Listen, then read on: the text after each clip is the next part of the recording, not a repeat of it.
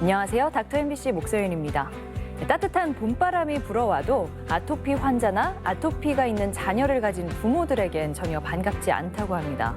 건조해지고 꽃가루가 날리기라도 하면 아토피 증상이 심해지기 때문이죠. 아토피는 관리가 중요한 질환이라고 하지만 증상이 심해질 때마다 답답하고 혼란스러워지는데요. 이 시간에는 서울 여성한의원 김정호 원장과 함께 아토피의 진행 과정과 치료, 관리에 대해 이야기 나눠봅니다. 가렵고 진물나고 일상을 괴롭히는 질환 아토피 피부염. 어릴 때 제대로 치료하지 않으면 성인이 되어서도 호전과 악화를 반복하게 되는데요. 피부 면역층을 회복하는 근본적인 치료가 필요합니다. 아토피 피부염의 진행 경과와 관리, 치료 방법에 대해 사상체질과 전문의 김정호 원장과 함께 자세히 알아봅니다. 안녕하세요. 안녕하세요. 네. 아토피, 정확하게는 아토피성 피부염인데요. 네. 아토피로 고통받는 사람들은 참 많지만 네. 그 원인은 아직 정확하게 밝혀지진 않았죠. 네, 그렇습니다. 아토피의 원인을 한두 가지로 정의를 내리기는 어렵고요. 개인적인 어떤 유전적인 아토피의 소인이라든지 또는 면역학적인 이상들, 거기에 우리가 살고 있는 이 환경적인 여러 문제들이 복합적으로 작용해서 발생하는 것으로 이해를 하고 있습니다. 특히 아토피 피부염을 가지고 있는 피부는 이 피부 보호막의 기능이 상실되어 있는 경우가 대단히 많기 때문에 여러 가지 자극원들, 화학적인 자극원부터 미생물과 같은 생물학적인 자극원들까지 모두 아토피 피부염을 악화시키거나 또는 심하게 만들 수 있는 그런 요인으로 작용하고 있습니다. 네.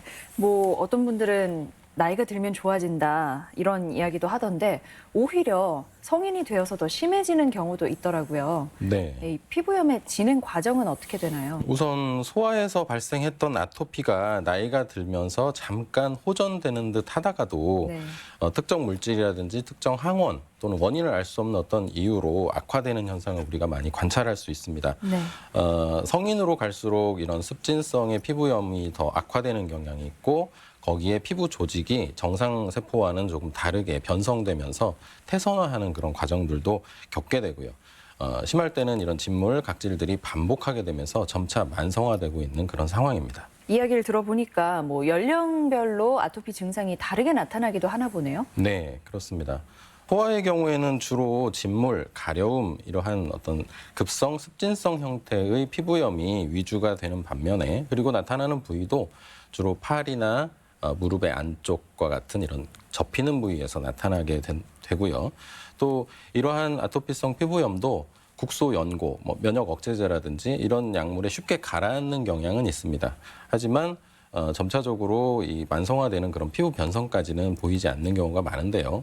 반면에 이러한 소아의 아토피가 점차 청소년기를 거쳐서 성인형으로 발전하게 되면 많이 사용했던 그런 약물의 누적이라든지 또 생활에서 오는 이런 스트레스로 굉장히 자주 이런 피부염이 발생하는 경우가 많고요. 또 생활에서 오는 각종 유해 인자들도 소아보다 많이 접촉하기 때문에 다소 고통을 많이 호소하고 있는 그런 편입니다. 네. 성인이 되어서도 아토피에 시달린다면 사회생활을 하는데 불편함이 적지 않을 것 같은데요. 네.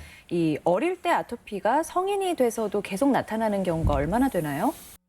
과거에는 소아의 아토피가 성인으로 발전하는 것이 5% 미만이다 이렇게 보고 있었습니다. 그런데 네. 최근에 나온 연구 결과를 보면 소아 아토피의 40% 이상이 성인형 아토피로 진행되고 있다라고 결과가 나오고 있습니다. 그런데 실제 임상적으로 보면 이보다 더 높을 것으로 생각이 되거든요.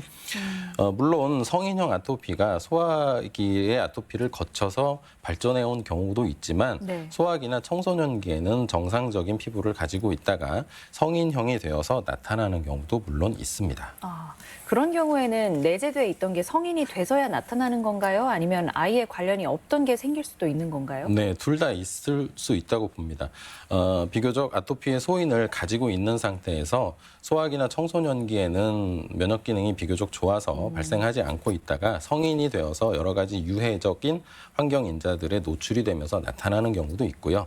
전혀 문제가 없었던 환자라 하더라도 이제 성인이 되어서 각종 그 사회생활을 함에 있어서 유해 인자들이 몸에 축적이 되고 그로 인해서 나타나는 경우도 있습니다. 네.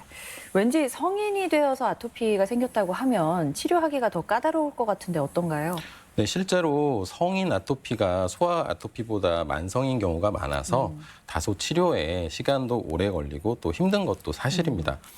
물론 개인차가 있기 때문에 소아라 하더라도 상태가 가볍지 않고 매우 심한 경우도 물론 존재하고요. 네. 다만 성인과 같은 경우는 이렇게 사회적인 생활, 뭐 학교 생활이라든지 직장 생활을 병행해야 되기 때문에 이 치료에만 집중적으로 전념할 수 없다는 점도 성인형 아토피의 치료가 쉽지 않게끔 만드는 요소 중에 하나입니다.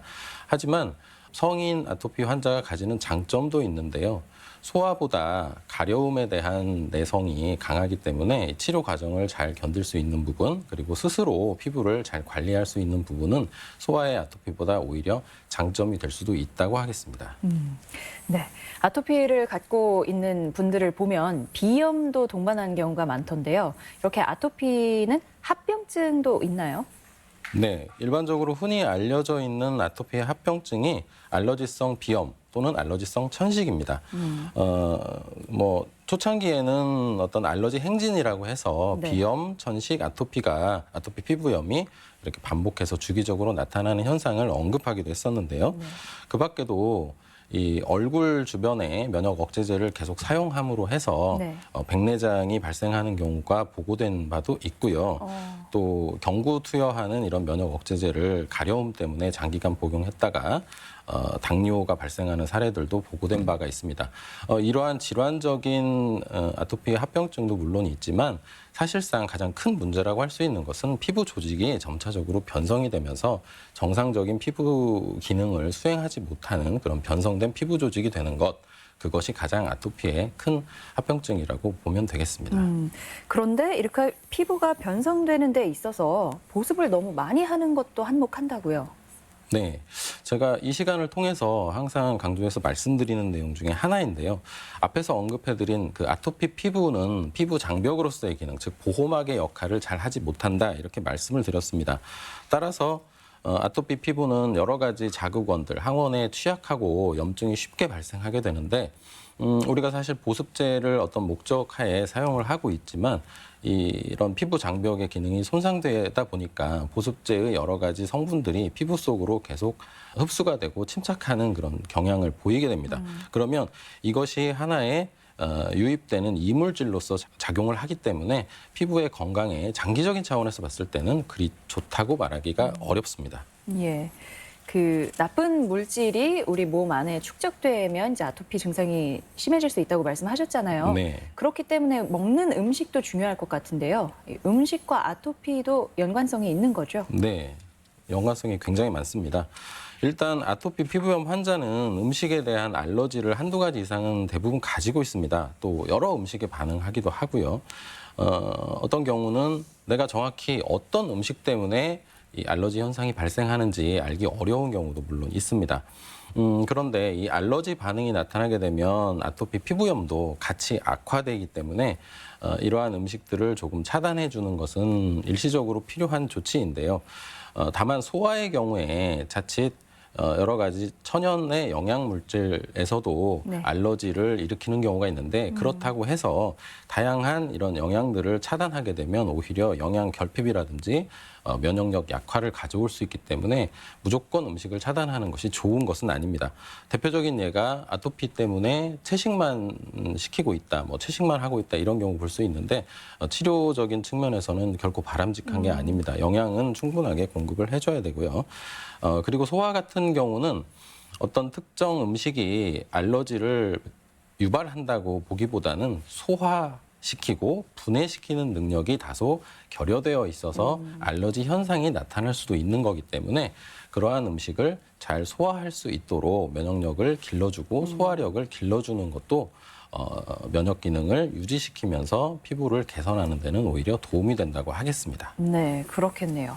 하지만 아토피 환자에게 정말 해로운, 먹어서는 안 되는 음식도 있나요? 네, 그렇습니다. 역시 많이 언급해드린 내용들인데요. 우선 인스턴트 식품들, 가공식품들이고요.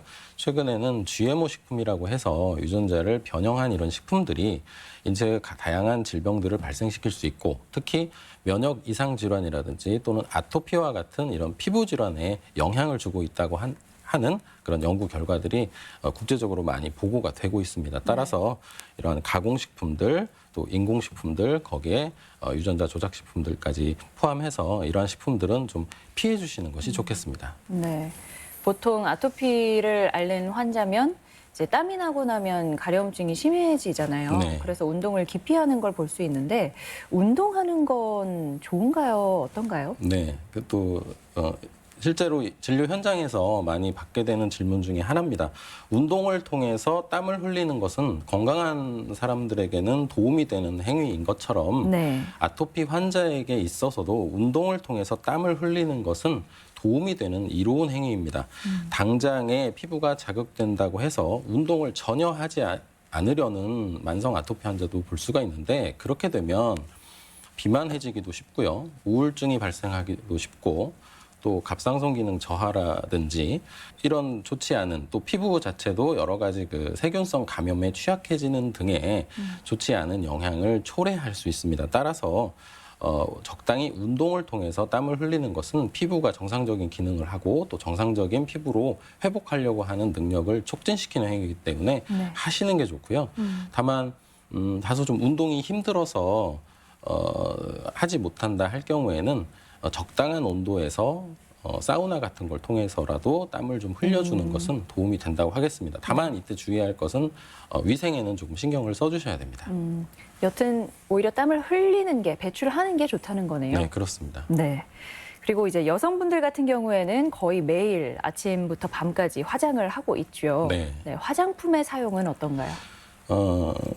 피부가 좋지 않다 보니까 아무래도 화장을 더 두텁게 할 수밖에 없는 그런 악순환에 놓여 계신 분들도 있습니다. 무족 특히 여성분들이면 더 그럴 텐데요. 물론 화장을 하지 않으면 좋겠지만 어쩔 수 없이 화장을 해야 하는 경우라면 그 화장을 하고 있는 시간을 필요한 시간만큼으로 하시고 화장이 필요 없는 시간에는 재빠르게 지우신 다음에 피부가 자연스럽게 공기 중에 노출이 되고 또 호흡을 할 수 있도록 그런 조치를 취해 주시고요.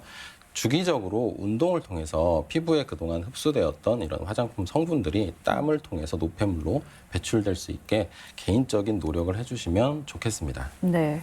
그리고 이제 여성분들이 화장을 지우고 나서 단계적으로 피부에 바르는 화장품이 있잖아요. 네, 그렇습니다. 그 기초 화장품, 네. 뭐 스킨, 로션, 크림, 뭐 여러 가지가 있는데 네. 그것들 역시 좀 과분한 수분 보충, 뭐 보습이라고 할 수가 있을까요?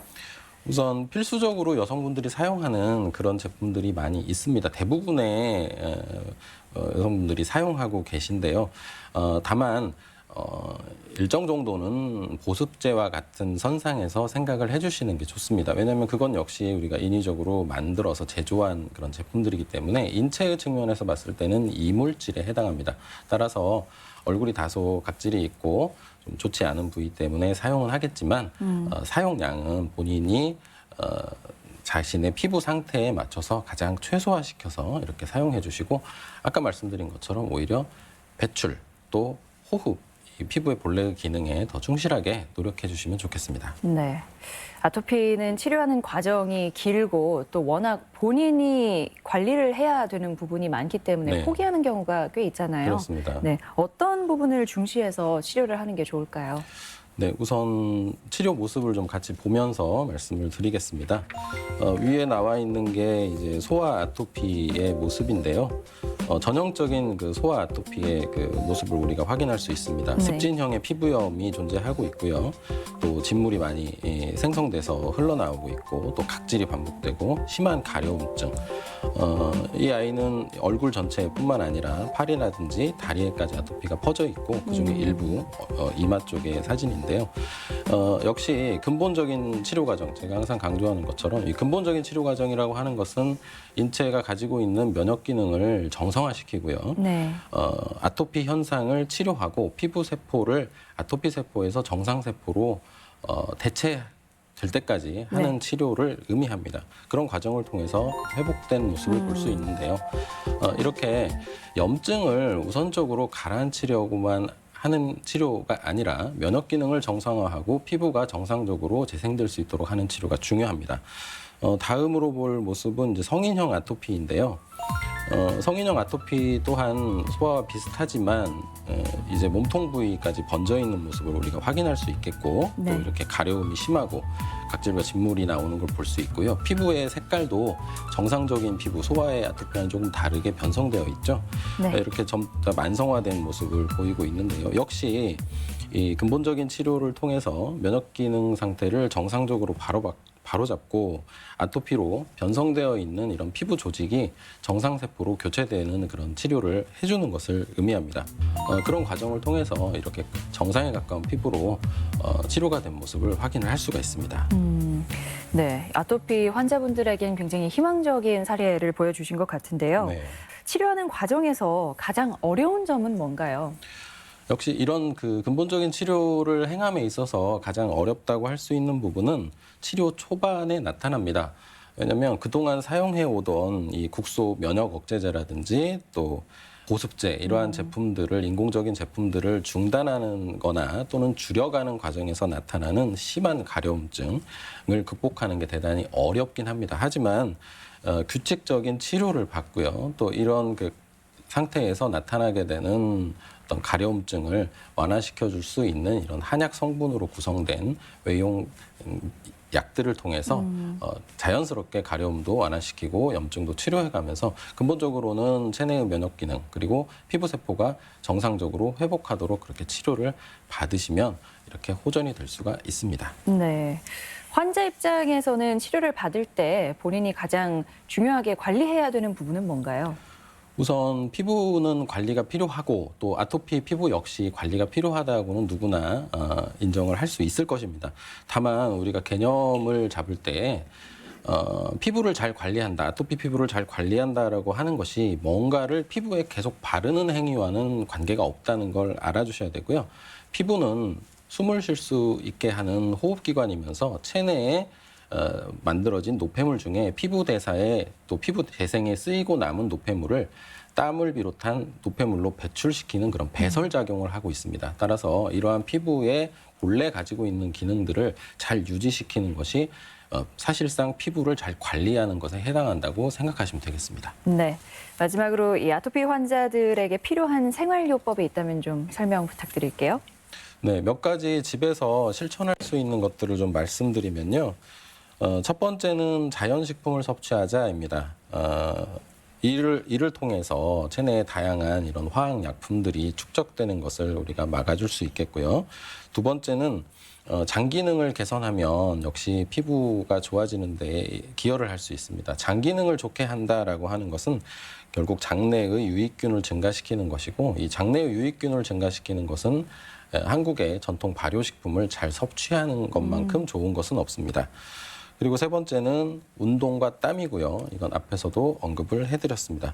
그리고 마지막으로는 적절한 일광을 받는 것을 추천드립니다.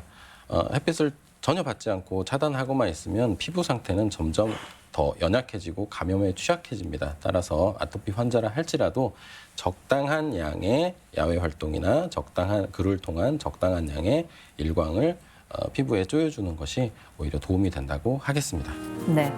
오늘 이 시간에는 사상체질과 전문의 김정호 원장과 함께 아토피의 경로와 치료에 대해 알아봤습니다. 오늘 말씀 고맙습니다. 감사합니다.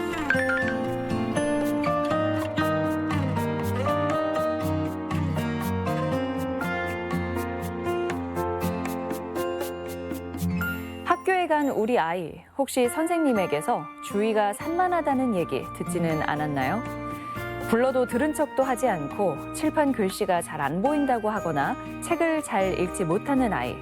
주의가 산만하거나 꾀를 부리는 게 아니라 질환일 수도 있다고 합니다. 어린 자녀의 경우 예방접종을 하지 않는 안과, 이비인후과 등의 검진은 소홀히 하기 쉬운데요. 그래서 기질적인 이상도 늦게 발견하는 경우가 많습니다.